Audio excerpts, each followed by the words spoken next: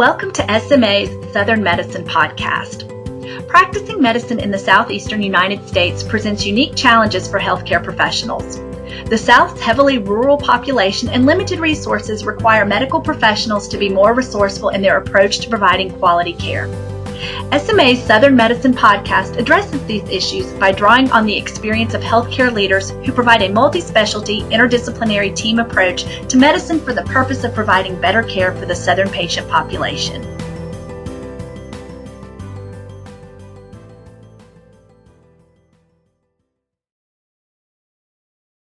Hello, everyone. My name is Andy Mohan, and I'm the chairman of the Division of Digital Health and Innovation for the Southern Medical Association.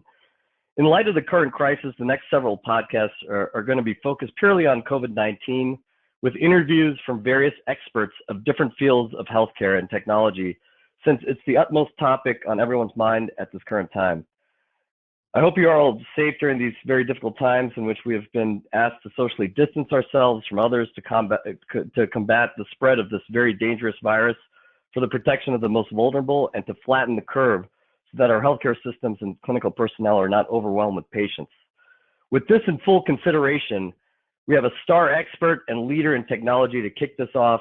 But before I introduce him, I want to introduce our one and only Ms. Jennifer Price, who's our educational manager here at the Southern Medical Association and our moderator along with myself.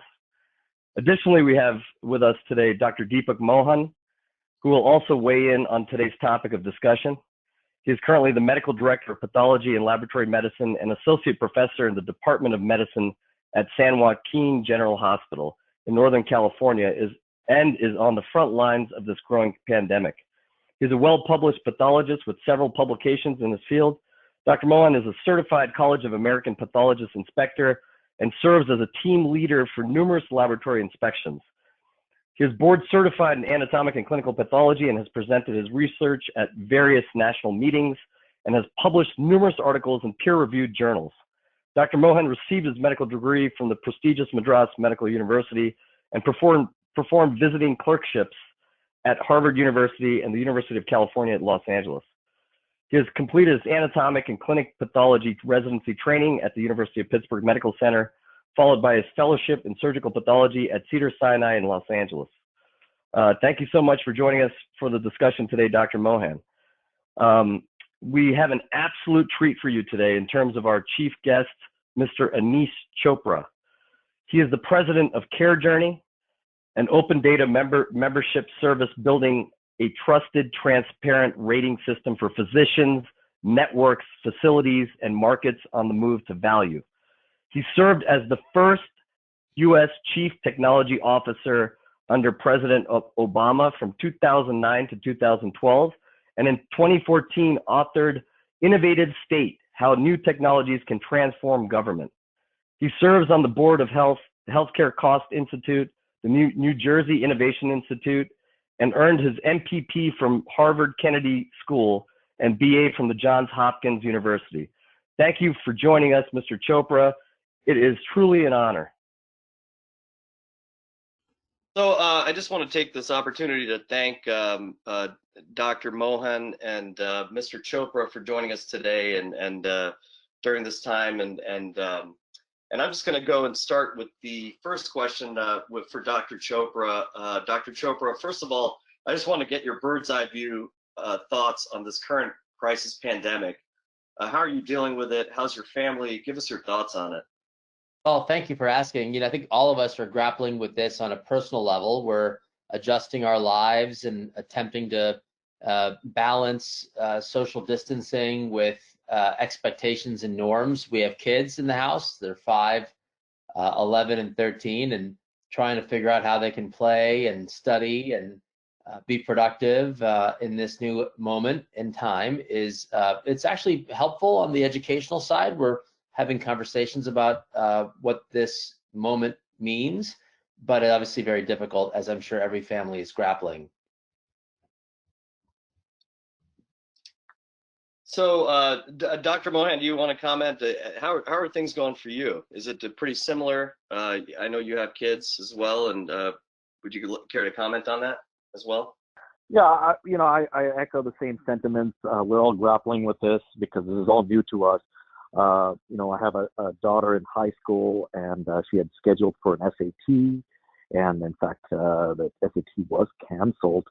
And she's obviously concerned about her future and how her college applications and all that process will be shifted based on what we are facing today in current reality. So every human being on the planet, I think, is facing this, and each one has their own concerns, and for obvious reasons, this is something that will change our lives, and we'll definitely look back at this moment and realize that this is the new normal. Yeah, these are pretty difficult times. Just there's so much going on. It's so difficult for the children, and we're all going to have to bear with this for a little bit of time. Mr. Chopra, so what's your take on technology currently to support patient care amidst everything that's going on? What do you think we'd be doing better from a provider and a patient perspective on the ground? Well, I'm paying attention to three things, and I'm working in a collaborative fashion with the administration. This is an all hands on deck moment, and I think there are three areas we're going to have to kind of get right. And I'm going to describe them in the context of just ways in which we can do better than the current model. Obviously, let's assume on the front end that we want to make sure everyone's interaction with the healthcare system renders the best possible decision making, and that the execution of the clinical intervention is at the highest standard. That's sort of a given. The three things I'm focused on are: one, democratizing access to more trusted, open data. And what that means, in my view, are three things. One, we want to make sure that simple information about where to get tested, what does it look like, however you go through a process to engage the healthcare delivery system, we should do a good job of informing you of all of the available options.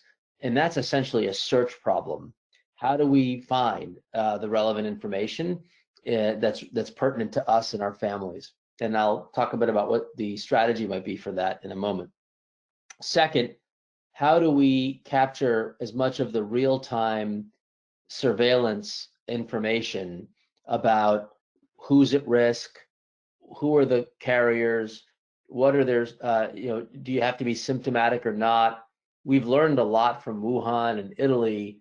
How might we begin to harness, now that the numbers are unfortunately growing in the US, how might we complement that international research with more local, perhaps more granular information? Are there other comorbidities that are at greater risk than others?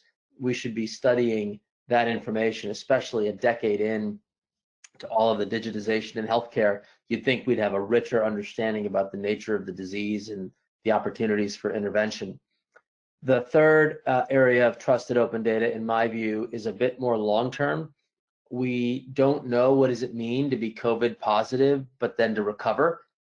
Does that just mean hunky-dory? We're okay? Do we want to ongoing monitor patients who sort of were COVID positive for ongoing changes in health status?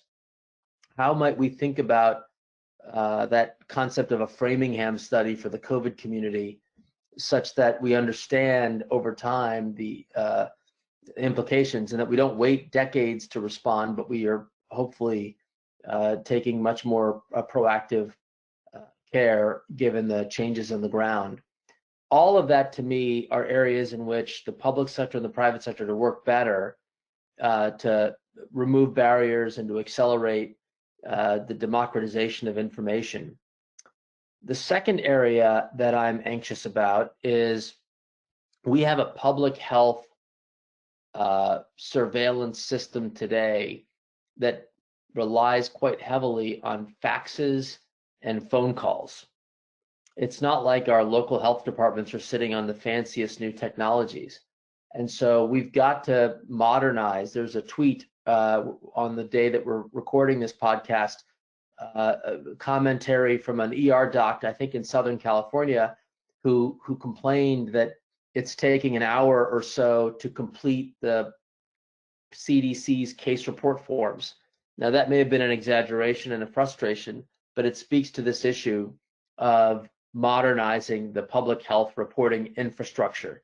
That to me is bucket number 2, because we are all relying on that infrastructure to help inform and allocate much needed resources.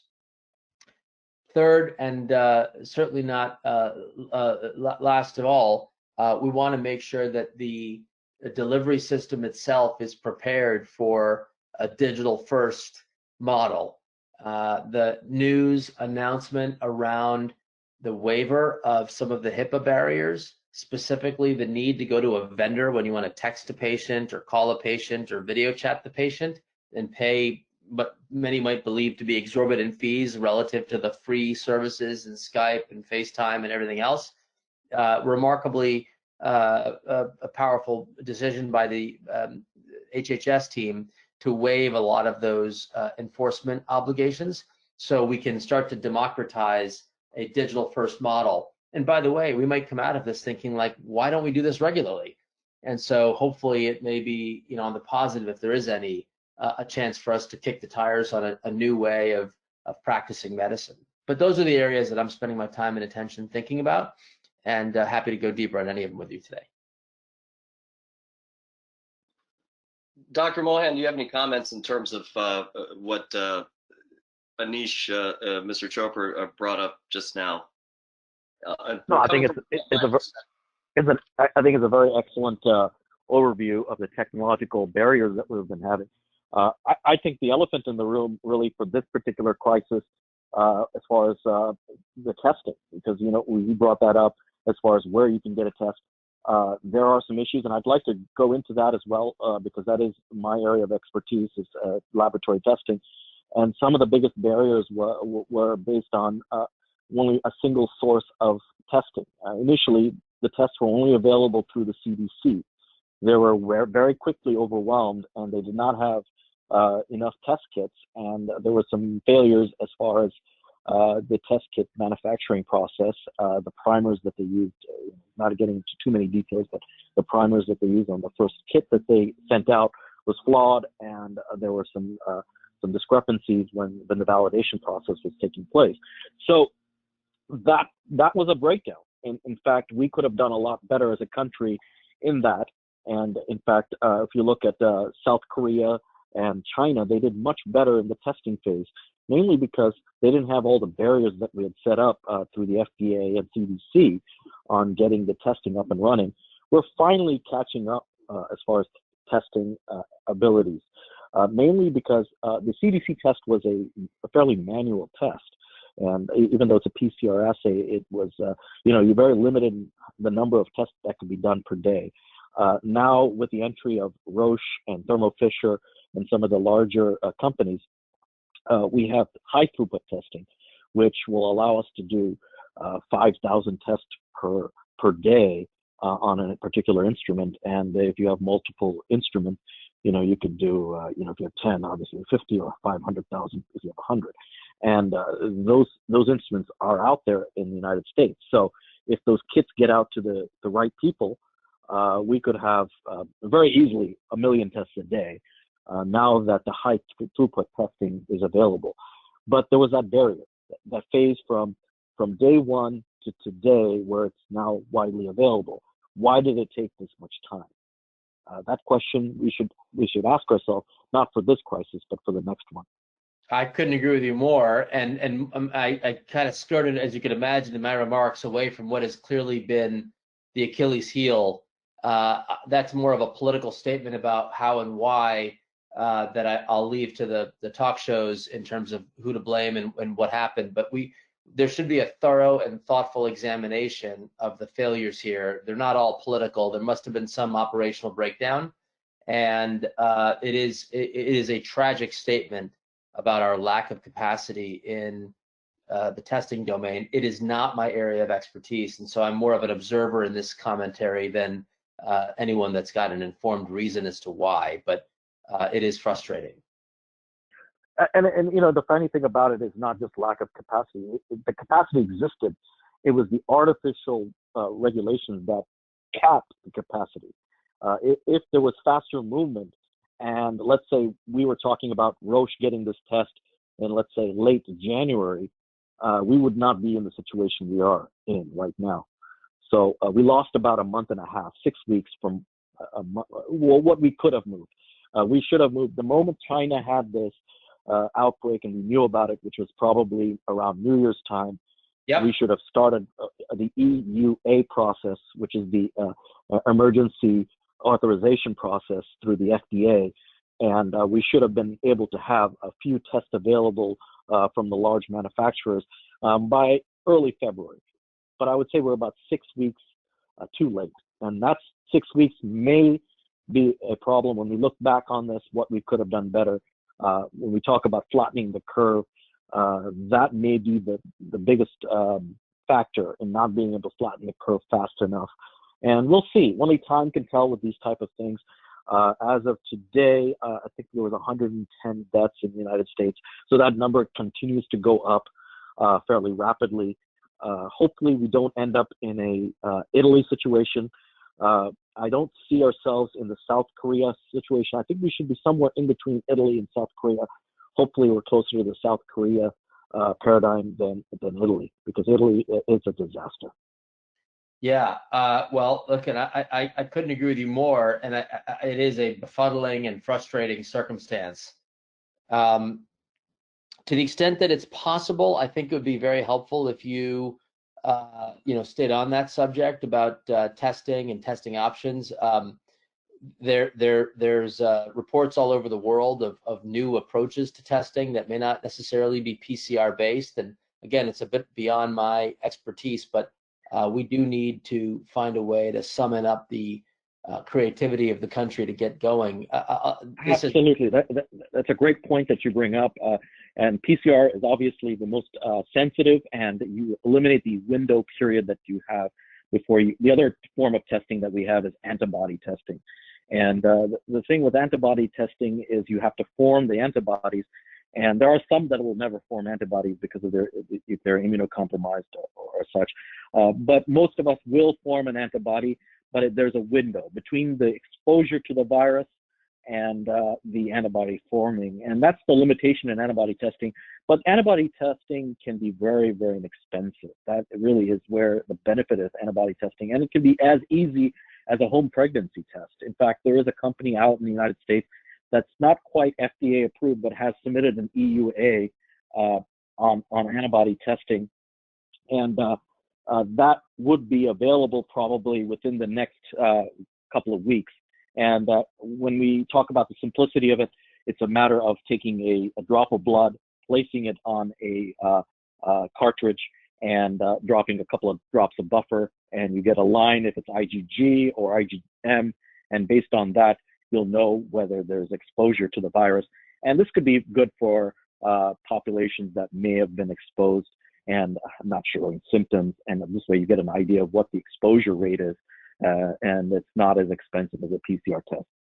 And my question to you, Mr. Chopra, is mainly with all the technology that we have today, what would you say is the most important technology that we have to get us out of this crisis that we didn't have 10 years ago? Wow. When you put it in that term, I think it's going to sound silly, but the social distancing, if we're going to flatten the curve, the only way that happens if people change behavior. And so think about all of the nudges that have affected our lives to click on an ad or to watch a show or to, eat at a particular restaurant. And imagine if all of that horsepower analytically was geared towards helping drive people towards more thoughtful social distancing, and we could in fact contain the pace of this thing spreading. I don't know, what it took to convince those kids that we saw pictures of over the weekend partying on Bourbon Street, and the blasé view, it appears, of people not taking this issue as seriously as perhaps we as a country need. The more we can apply these communication and nudging techniques to give people some purpose around taking these recommendations seriously. I don't think anything beats this sort of social distancing strategy and the degree to which it works. Sadly, I don't know if you were distinguished the Koreans from the Italians on how seriously they took this stuff, but irrespective of their pace of testing, I would imagine that they had done a much better job of getting the behavior change in the community. Now, maybe it was done by fear and political sort of efforts, but if we could use these technologies, if we were constrained in the box of tools in the toolkit to be a technology tool, I would say that the nudging and the decision support to get people towards believing that social distancing would work and to get them to do it is probably the most important public health intervention today. I don't know. I'm not an expert in public health interventions, but that would be where I'd put my energy. Well, now, another interesting question I'd like to ask you. Obviously, China, because it's an authoritarian regime, is able to do certain things that we certainly could not do in our society. And some of the things that they did in China was tracking the cell phone and seeing different areas where people may have visited. Do you think we could adopt some of those where we can anonymize the data and possibly use that to possibly track people and at least to keep people from not spreading the disease as quickly? Herein lies a fault line in the American economy. So about 3 or 4 years ago, that type of tracking technology was sold on the open market in this country. Your cell phone carrier would sell the rights to use the anonymized data streams. And there were, I'm sure, infinite commercial use cases of the data. So it's not like we were just sort of completely honoring the spirit and letter of privacy rules. We had viewed the de-identification process as some kind of massive loophole if you take it from that perspective. And we saw, we do, by the way, see this in healthcare today, just as we talk about this in the cell phone domain, where once you de-identify something, it's no longer subject to regulation, generally speaking. And so the commercial the economic models kick in. So it is of the case in the same way we read about the God mode in Uber, if you remember, where service providers actually have this sort of commercial right to kind of take this kind of information and disclose it, that we may have a private sector sort of kind of effort to kind of shame or identify poor practices in the practicing of social distancing.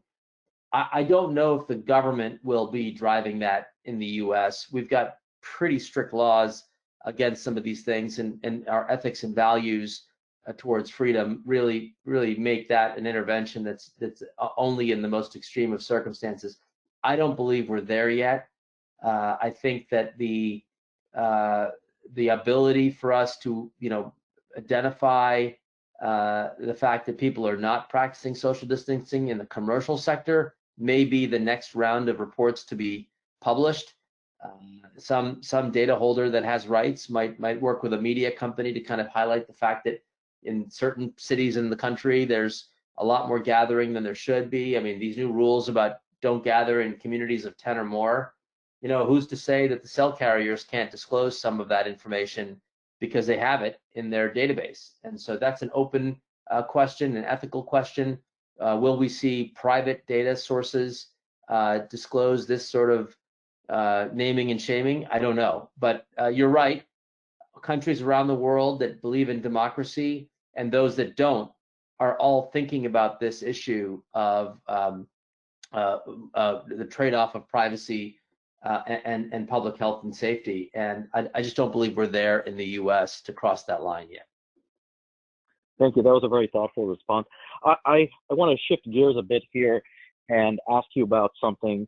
In fact, this morning, all of our meetings went to Zoom. And so now we're all practicing social distancing as far as our meetings.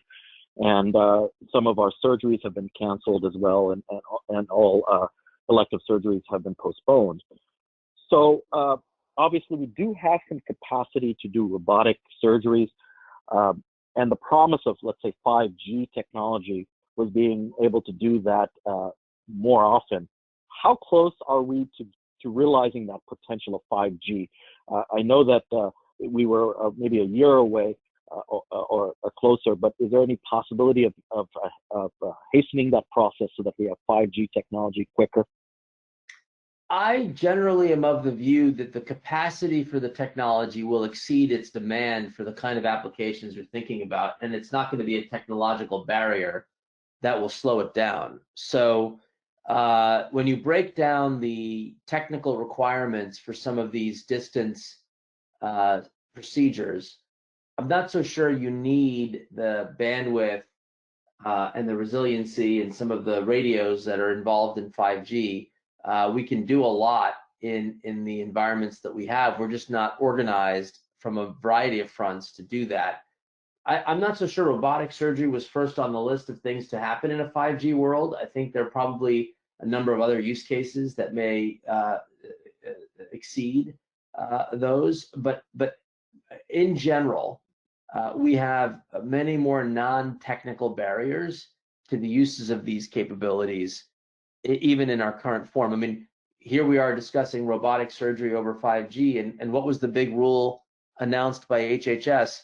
That you're legally allowed to use FaceTime to talk to your patients without violating HIPAA.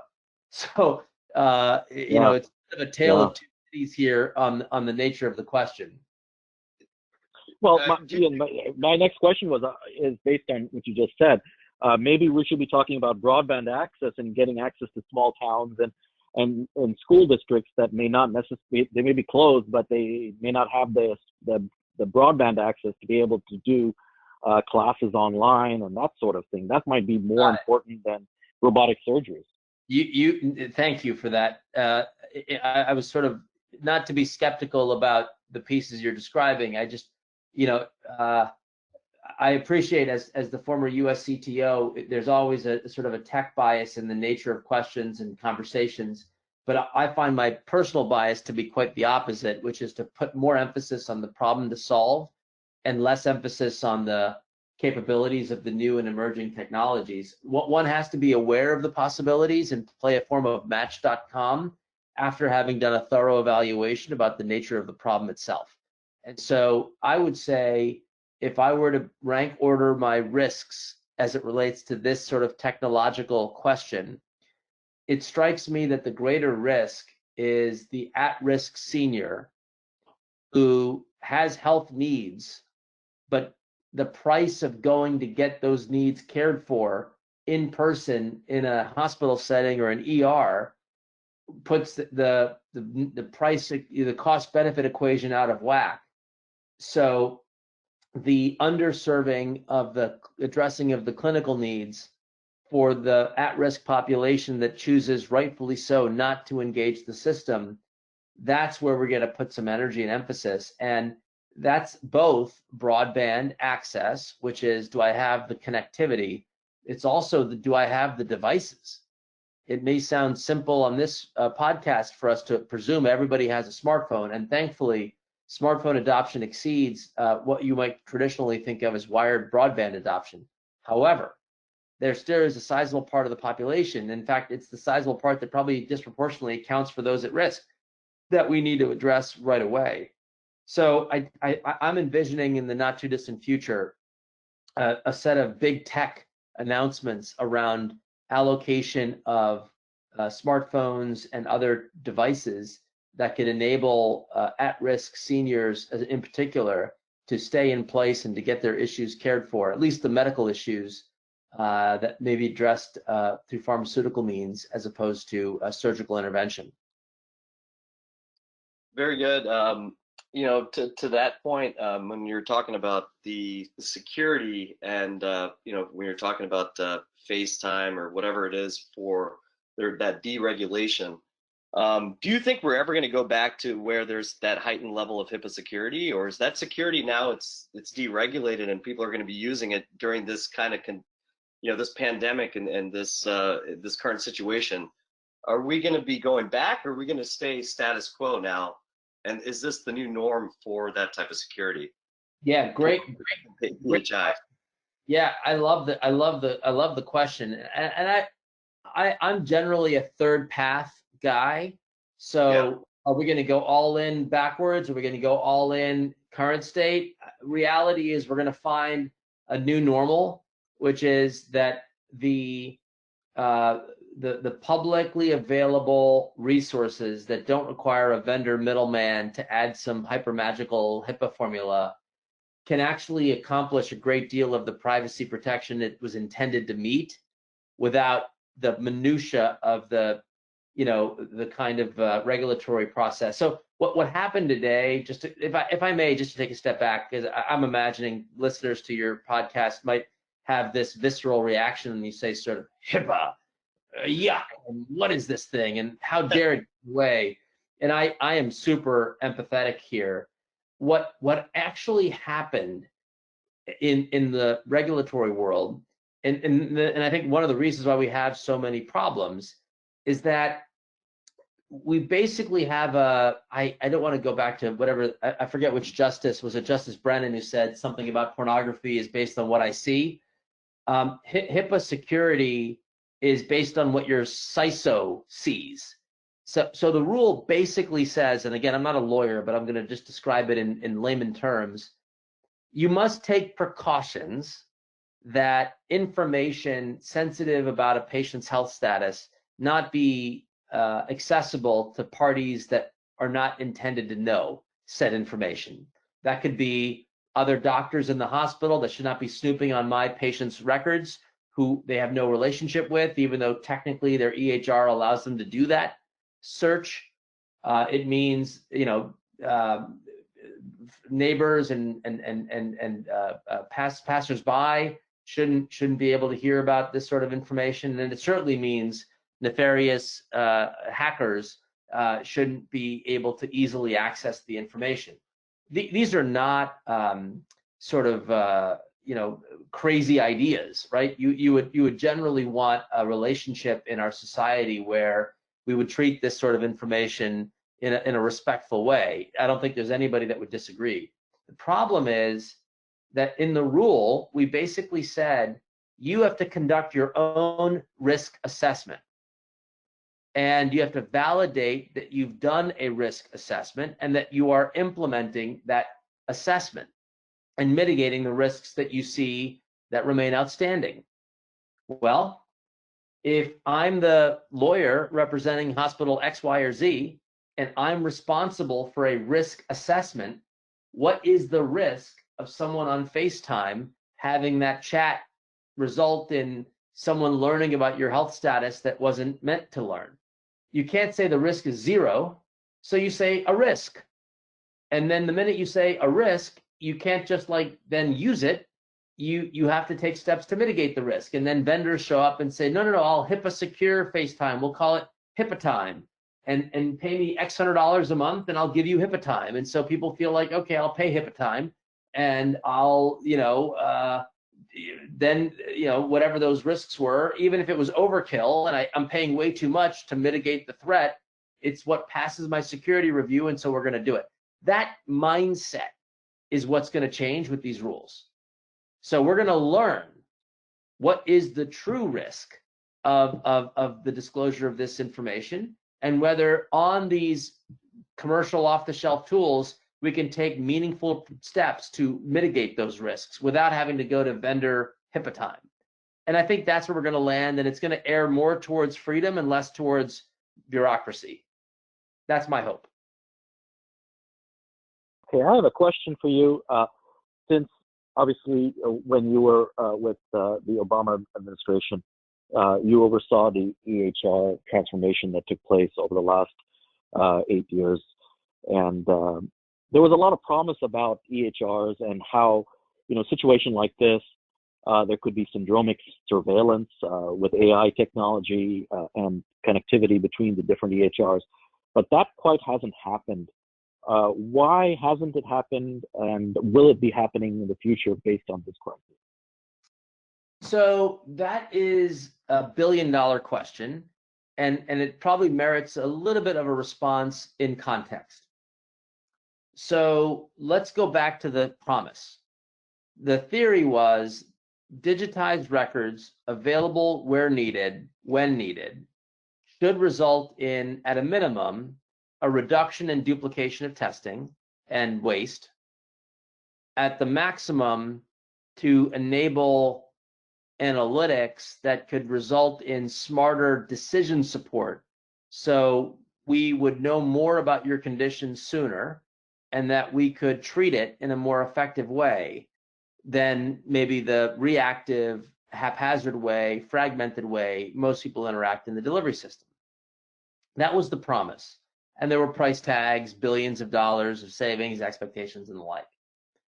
Now, there had been adoption of electronic health records, but the problem they were trying to solve, sadly, was mostly one about documentation and revenue cycle improvement, and a little bit less about quality and aggregation of the data and the decision support to nudge patients regardless of where they hit the delivery system.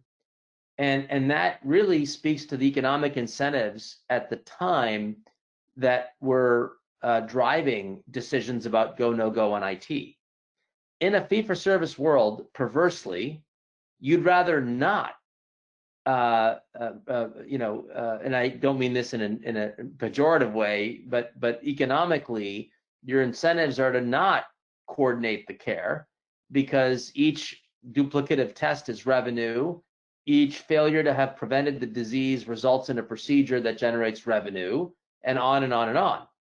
So what we had at the time was a sort of a visionary promise and academic theory of the case.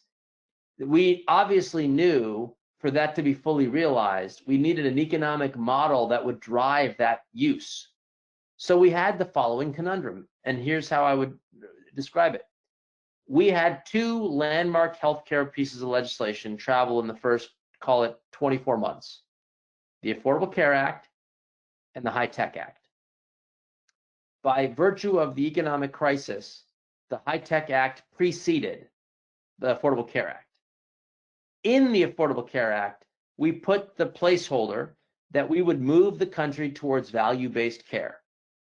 And that created ACOs and financial incentives and the authority to gain share and a variety of things that when those things scale, you would naturally see the delivery system demand the kind of technologies and applications that would do the very things we had hoped would be done at the start of this program.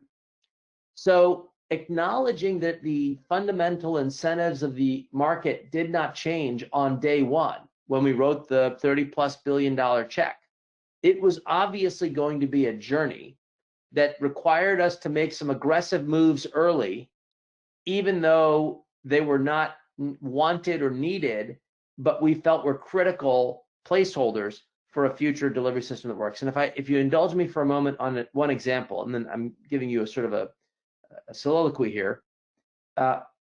John Glasser, the famous Chief Information Officer at Partners, whom I love and respect, told us early in this Recovery Act program that despite 30+ years of history at Partners with electronic health records, he could not produce a list of patients at Partners who smoke. And if you're thinking about public health interventions that would keep the system, drive value towards the system, identifying smokers, routing them to smoking cessation programs, getting the public health and preventive services right would be among the first steps you would take to deliver true population health. And if you can't produce the list, how are you supposed to do that without it being a massive burden?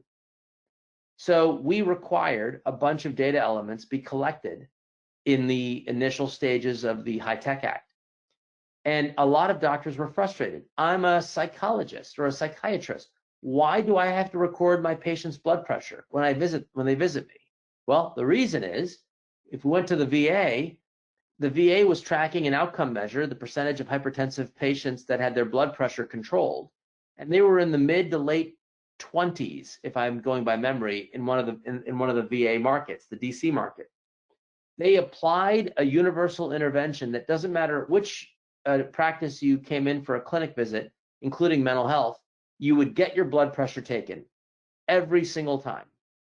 They skyrocketed to something like 75% of their patients that were hypertensive that had blood pressure controlled. And the single biggest referral source to primary care for adjusting medications was mental health.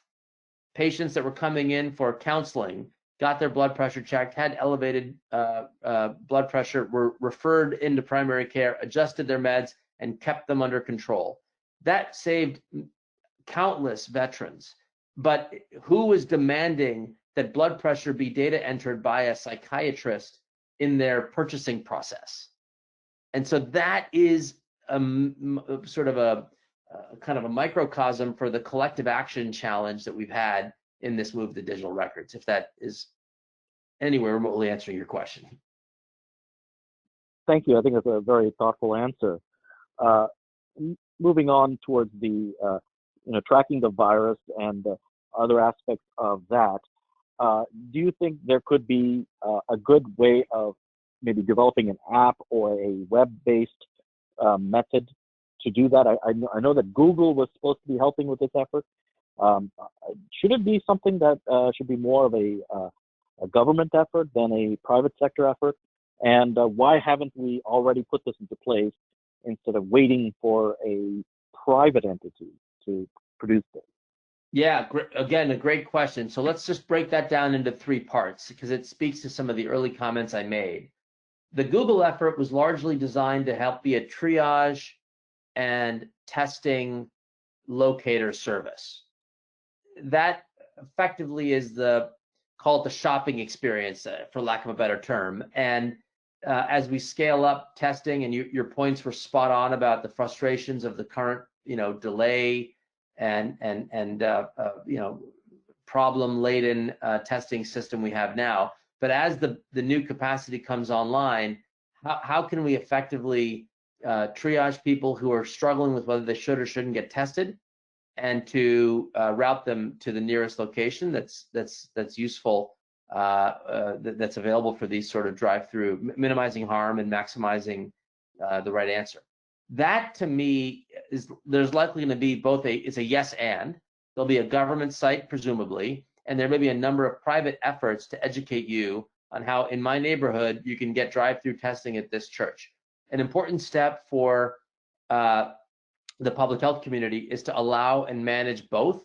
So I hope we'll see actions that are both the operator of the testing location system as well as the regulator to make sure that people that assert that they're building these sorts of commercial apps have some rigorous quality control on their algorithms, and that the potential to disclose all available testing sites, not just those national chains that might appear early in this process to appear. That to me can be done public sector, private sector, or both. Where you're going on the research question, if I think I heard you correctly, it is more likely the case that we'll see private, what I'll call longitudinal patient registries. Rush University Medical Center has already announced that they've got IRB approval for one that they're organizing in Chicago. There may be many others that join forces with them or work in collaboration. Maybe the government plays a role in tapping into that feed for research or helping to underwrite some of the infrastructure. This will be public-private, and it won't be about government's better than the private sector or vice versa. We got to move past that sort of artificial divide and move to a world where problem solving will be much more effective and scalable if we optimize the public-private interface. If we had a national standard for triaging who should or shouldn't get the COVID test, it'd be nice to know that the app I'm trusting on my phone to do that pre-screen, maybe Babylon Health has one, maybe others do, is adherent to some standard, and that I can trust that it's not going to, lead me astray.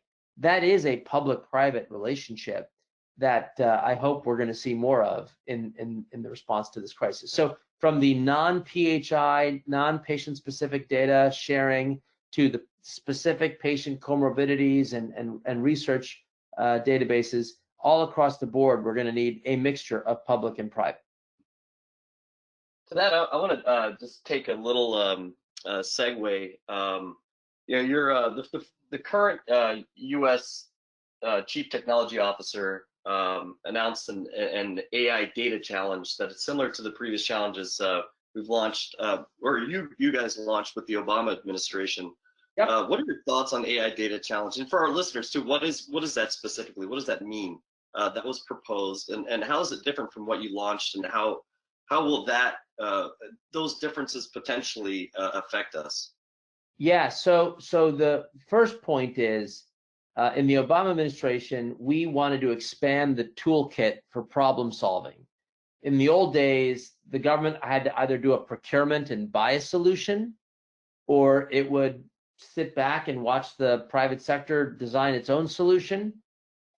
Maybe would set rules on the road and create some regulations here. But the universe of options for how we can drive, more innovation directed at a particular set of problems, that one had a lot more limitations. So in the American Competes Act, the reauthorization of that back in 2010, we asked Congress, and Congress gave us explicit prize authority that allowed us to issue these calls to action, these challenges. There's a website, challenge.gov, by the way, that inventories a lot of them.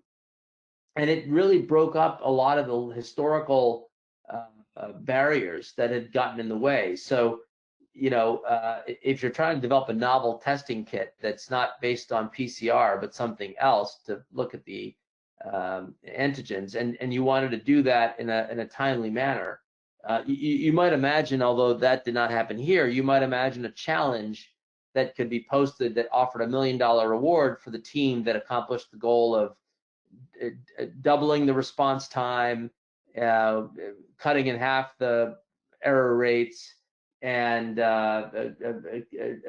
doubling or maybe by 90% reducing the cost of administering the service.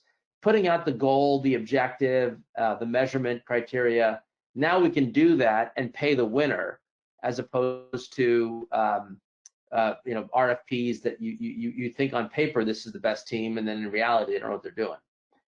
So what did my successor do? The US CTO announced, I think earlier this week, that he convinced all of the journals, the scientific journals that normally take long cycles of keeping the data proprietary, the articles on their sites require you to pay fees to get access in a timely manner, that somehow we would embrace this more open philosophy on a subset of those publications. And so he appealed to the community and said, look, can we get more content in the public domain? And that was pretty successful. I think we got 20,000+ research studies in a preprint open source model.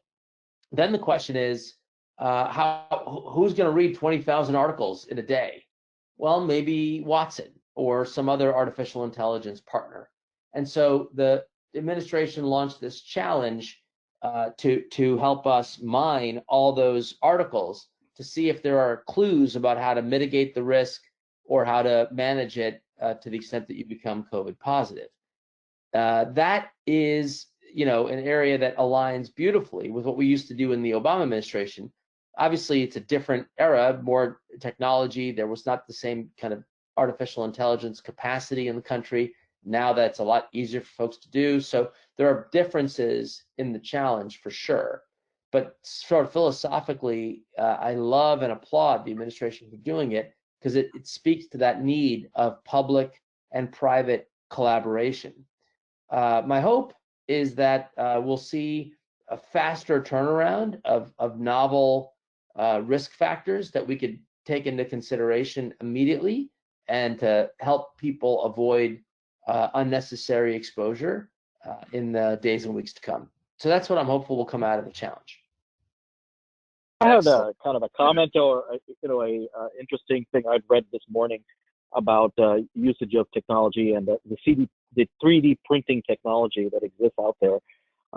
Apparently, there was an Italian hospital group that required a particular filter for the vent, and this particular piece they were not able to get in quantity, and it was very expensive.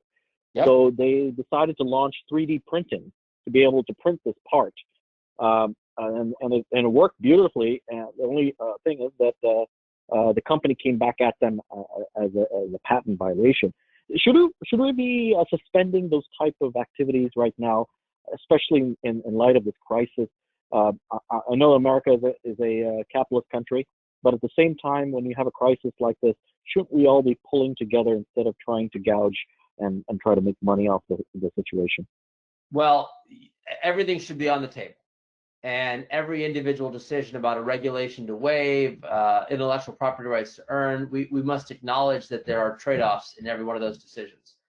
Without knowing the specifics of the case and to what degree the patent holder is operating more as a troll as opposed to someone who's trying to go to market with a similar product, but under fair circumstances, I think those things matter when you ask questions about protecting intellectual property. But by and large, we absolutely should look at all options to accelerate the much needed testing and the much needed capacity generation on ventilators and other assets that could be produced. I don't know what was produced in the 3D printer, but to the extent it was a part that they needed as far as to change every time a new patient came for a new ventilation.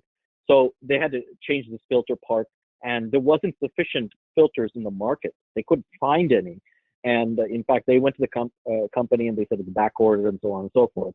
And so they went ahead and printed their own. And the company was very slow to respond when they needed it, and then all of a sudden they became very interested when they found out that they were 3D printing the same part.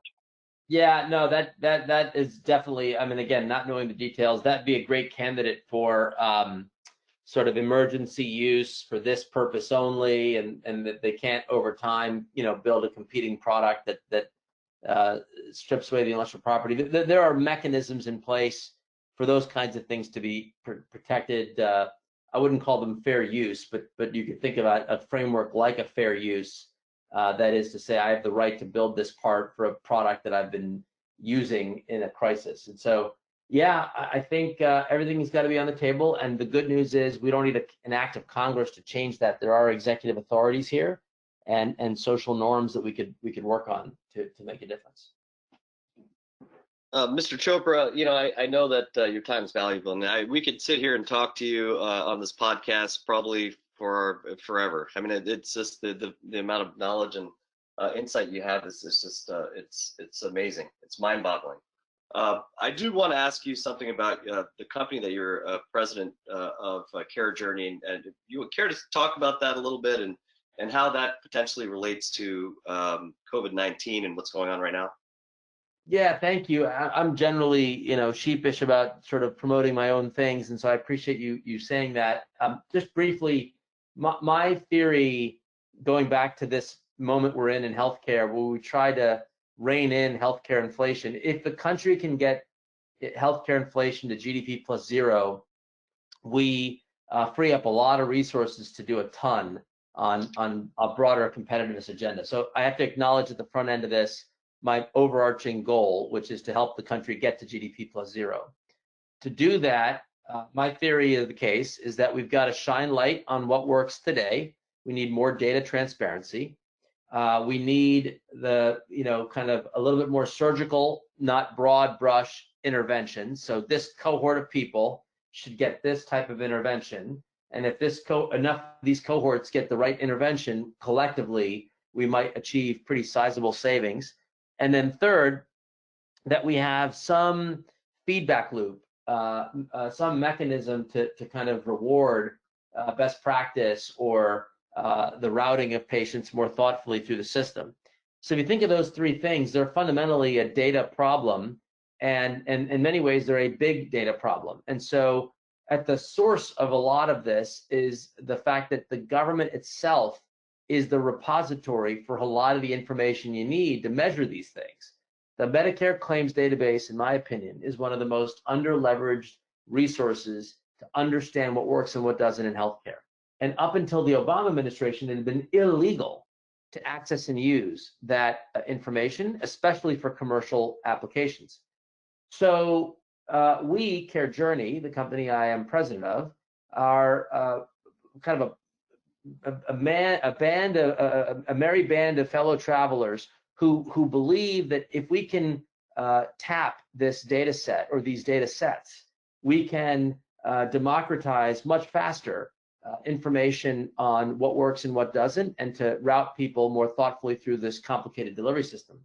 We have a license to the National Medicare Database that includes access to Medicare Advantage encounters and Medicaid encounters. It's about 120 million unique Americans have linked longitudinal claims history that our researchers log into CMS every day and mine to find out what works and what doesn't.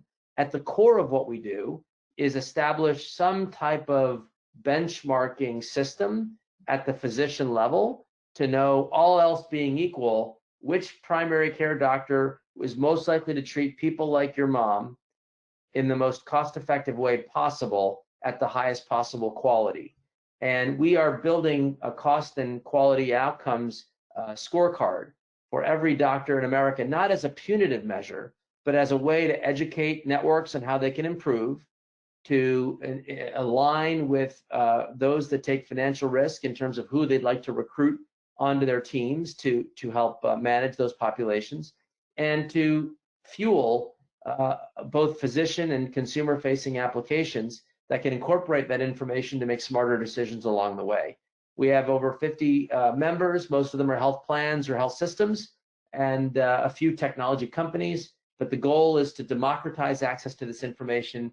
We have an open model.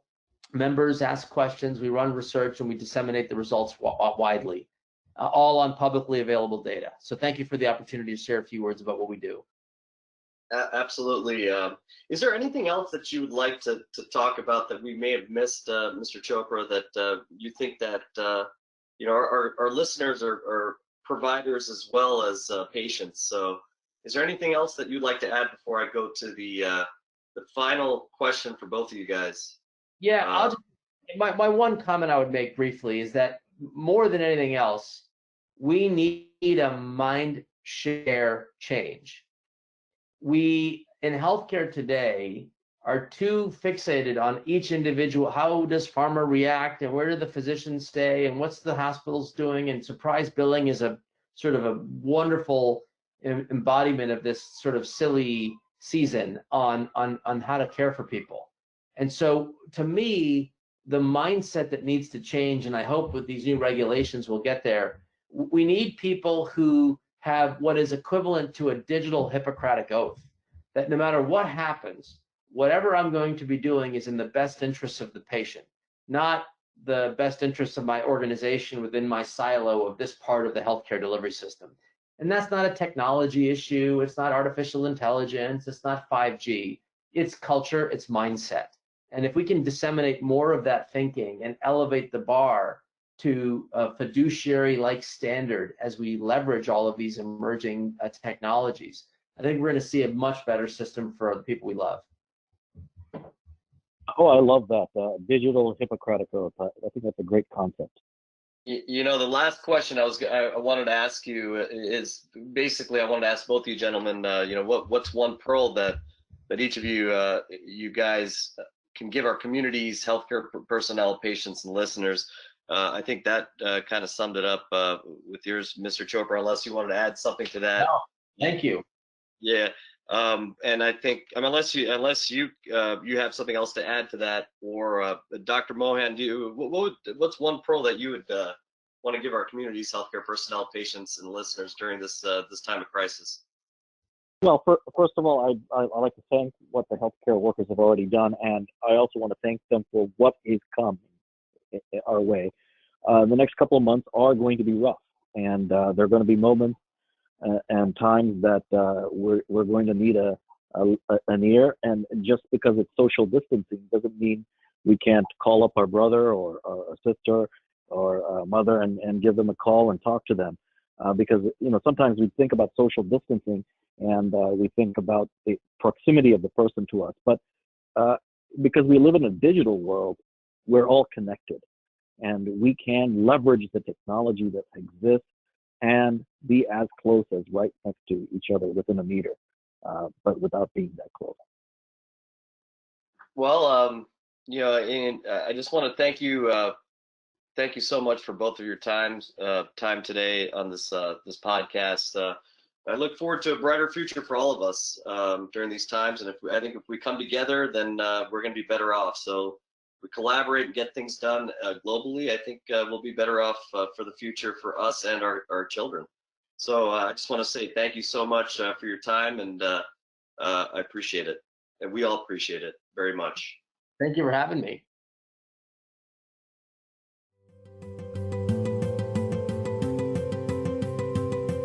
Thank you again for joining us.